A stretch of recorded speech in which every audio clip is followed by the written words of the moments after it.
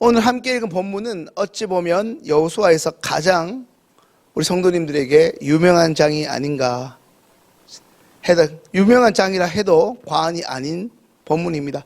여호수아 3장은 성도님 잘 아시는 약속의 땅 가나안에 들어가기 위해 요단강을 건너는 사건을 다루고 있습니다. 1장에 하나님이 말씀하신 대로 전쟁에 필요한 양식을 준비하고, 그리고 2장에 여리고에 2명의 정탐꾼을 보내 여리고의 주변 지형을 탐색하게 하고, 그리하여 가나안 땅을 정복하기 위한 이제 소위 만반의 준비를 다 마친 여호수아와 이스라엘 백성들에게 이제 가나안 땅으로 들어가기 위한 마지막 관문이자 과정이 이 요단강을 건너는 것이었습니다.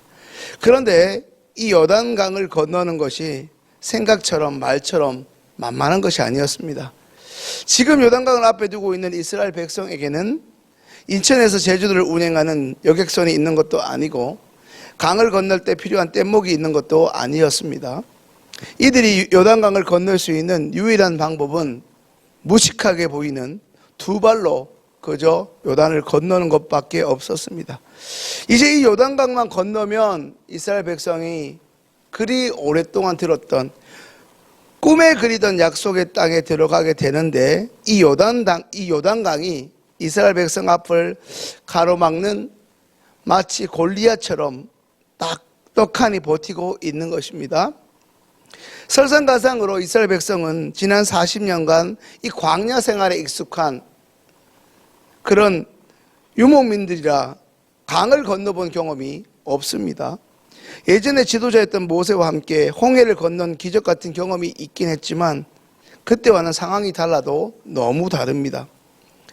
눈에 보일 때 홍해나 요단강은 모두 두렵기 마찬가지였으나 좀 다른 점이 있다면, 홍해는 하나님의 도움으로 모세가 마른 땅을 이미 만들어 둔 상태로 마른 땅을 보고서 이스라엘 백성이 걸었고, 지금 이들의 눈앞에 펼쳐진 범람하고 있는 요단강은 평상시 수심이 3m에서 4.5m, 그리고 내일 새벽에 자세히 살펴보겠지만 여호수아 3장 15절에 기록된 것처럼 지금의 요단강, 오늘 본문의 요단강은 가장 수심이 깊은 때입니다.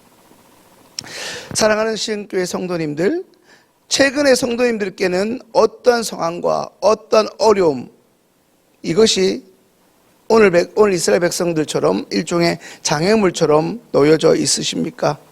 이 장애물만 넘어서면 되는데, 이번 어려움만 좀 잘 이겨내면 되는데 잘 안 되고 너무나 힘겨운 그 문제가 무엇인지 말입니다. 내일 새벽이면 드디어 요단강을 건너는 기적을 우리도 함께 살펴보게 되겠지만, 오늘 본문에서는 그 기적이 일어나는 하나님의 방법이 소개되고 있습니다. 하나님이 여호수아를 통하여 요단강을 건너도록 하시는 방법은 크게 두 가지입니다. 첫째, 성결하라는 것입니다. 이제 5절 말씀 함께 읽습니다. 여호수아가 또 백성에게 이르되 너희는 자신을 성결하게 하라. 여호와께서 내일 너희 가운데에 기이한 일들을 행하시리라. 5절에 언급하고 있는 것처럼 하나님은 여호수아에게 지시하시기를 온 백성에게 성결하라 말씀하십니다. 이 말씀을 요단강을 건너는 것은 단순히 누가 수영을 잘하고 강을 건너는 도구가 얼마나 뛰어나는지 그것을 말하는 것이 아니라 하나님의 말씀을 대하고 있는 이 이스라엘 백성의 그 마음의 태도, 그들의 동기를 점검하라는 것입니다. 성도님들, 하나님께서 왜 이스라엘 백성들에게 성결하라 말씀하십니까? 그것은 약속의 땅 가나안 땅은 하나님이 통치하시는 하나님의 땅인 고로 거룩한 땅이기 때문에 그곳에 들어가는 우리의 마음도 거룩해야 한다는 것입니다. 오늘 이 자리에서 말씀을 듣고 계신 성도님들 또한 한 분 한 분 모두 신실하고 성실한 분임을 잘 알고 있습니다. 하지만 제가 모르는 하나님만 알고 계시는 여러분들의 성도님들의 그 은밀한 습관이나 죄가 혹시 있을지 모릅니다. 오늘 말씀을 듣고 혹 생각나신다면 반드시 회개하고 돌이킬 수 있는 은총이 주어지시기를 간절히 소망합니다. 오늘 그 문제를 이 기도의 자리에서 놀랍게 해결함 받고 제3의 은총을 경험하는 자유함을 얻으시기를 소망합니다. 둘째, 우리 하나님은 여호수아를 통해 언약궤를 따르라 말씀합니다. 이제 6절 말씀 함께 읽습니다. 여호수아가 또 제사장들에게 말하여 이르되 언약궤를 메고 백성의 앞서 건너라 하매 또 곧 언약궤를 메고 백성의 앞서 나아가니라. 성도님들, 여기서 말하는 언약궤는 무엇입니까? 잘 아시는 대로 언약궤는 하나님을 상징하고 그 안에는 십계명 돌판이 있습니다. 이것은 하나님 말씀에 철저히 순종하라는 것입니다. 그런데 하나님께서 여호수아를 통해 언약궤를 따르라고 말씀하면서 더 한 가지 세부적으로 말씀하는 것이 있습니다. 그것은 언약궤를 메고 가는 제사장들과 그 언약궤를 따라가는 이스라엘 백성들 간에 소위 간격이 1000규빗,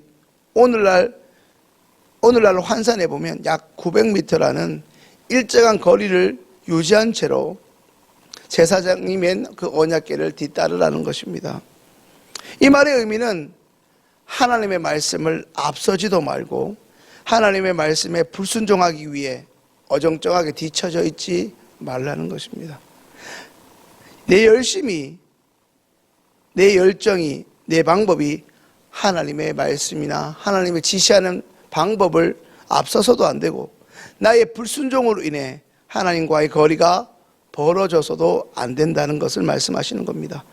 이제 말씀을 정리합니다. 사랑하는 시흥교회 성도님들, 하나님은 오늘 우리 앞에 놓여 있는 거대한 장애물과 같은 그 고통의 문제를 해결하기 위해 이제 우리가 두 가지를 지킬 것을 말씀합니다. 먼저 하나님 앞에 성결하실 수 있기를 바랍니다. 교회를 나오고 안 나오고 이건 다 아는 것이죠. 그것 말고 말이든 행동이든 습관이든 태도든 우리가 신앙생활을 하는 직분자임에도 불구하고 거기에 걸맞지 않는 하나님이 기뻐하지 않는 것들을 오늘 과감히 정리하실 수 있기를 소망합니다.